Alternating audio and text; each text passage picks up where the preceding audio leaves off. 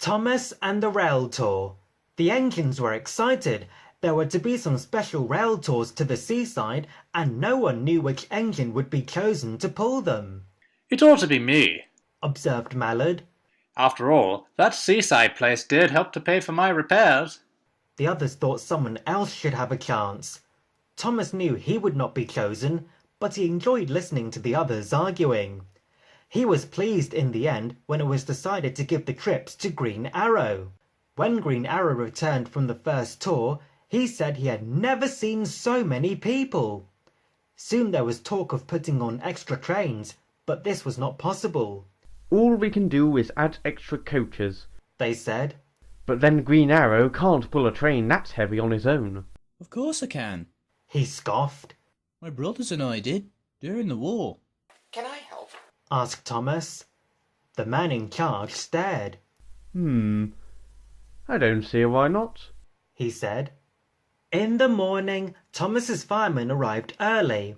Thomas's fire was lit, and while the warmth crept through his boiler, the fireman made sure all his moving parts were well oiled. Behind, Green Arrow was being prepared too, and when they were both ready, they set off to find their coaches. The station platform was jammed with an admiring crowd, which didn't seem to get any smaller even after a trainload of people were in their seats. Thomas was coupled in front. He was pleased. He'd like to see where he was going. At the seaside station, Thomas was turned round so that he could go in front again. After a rest, the engine set off once more. A ruined abbey stood at a place where the line curved beside a river. A crowd had gathered to wave and cheer, but Thomas wasn't watching them. Looking ahead, he had seen something strange. "Beep, beep! Stop! Stop!" he whistled in alarm. The train was heavy and hard to stop, but they managed it just in time. Now everyone was able to see that in front of Thomas, the rail near the river was lower than the one on the other side. "The water has undermined the embankment," said the inspector. "I'll go to the signal box and sort things out." Buses came for the passengers, but it was late before the men decided it would be safe to use the other track. Together, the engines pushed the coaches back to a crossover. On his own, Thomas slowly crept past the landslip. Then, very carefully, Green Arrow pulled the empty coaches by, and together they brought the train back to York.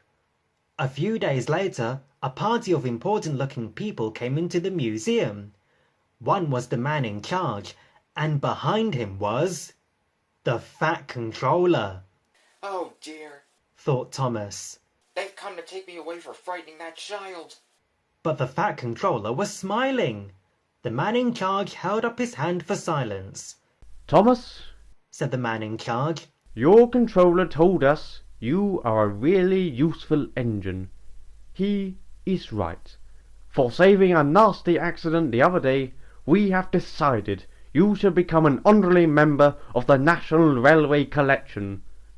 This special plate will remind you of your visit to us. Ladies and gentlemen, 3 cheers for Thomas the Tank Engine." The noise nearly raised the roof. "Well done, Thomas," smiled the Fat Controller. "I knew you would be a credit to our railway."